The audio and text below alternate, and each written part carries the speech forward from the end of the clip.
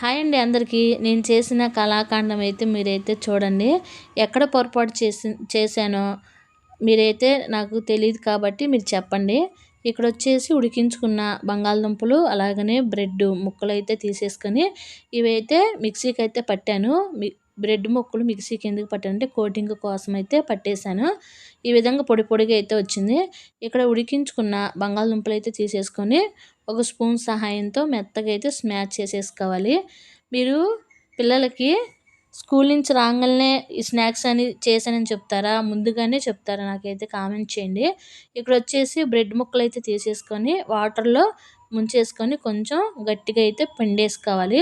ఆ తర్వాత స్మాష్ చేసిన బంగాళదుంప స్టఫింగ్లో వేసేసుకొని ఈ బ్రెడ్ అంతా కూడా వేసుకోవాలి.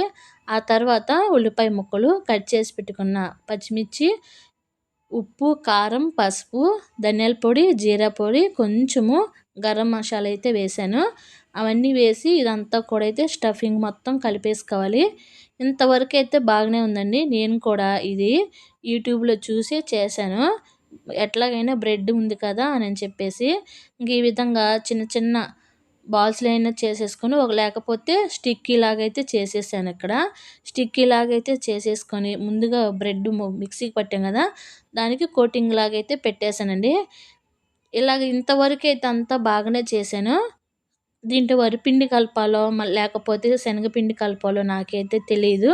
నేను ఇలాగా యూట్యూబ్లో చూసి చేస్తున్నానని చెప్పాను కదా, అంతా బాగా చేశాను.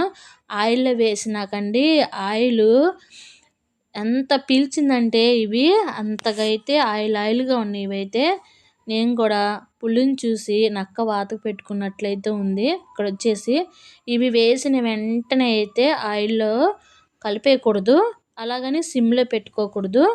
ఇవి వేసేటప్పుడు వేడిగా ఉండాలి. అప్పుడే మనం వేసినట్టుగా అవి వస్తాయి. కానీ టేస్ట్ అయినా బాగానే ఉన్నాయండి. చూడటానికి చాలా బాగున్నాయి అయితే అనుకుంటాము, కాకపోతే ఆయిల్ ఎక్కువగా అయితే పీల్చాయి.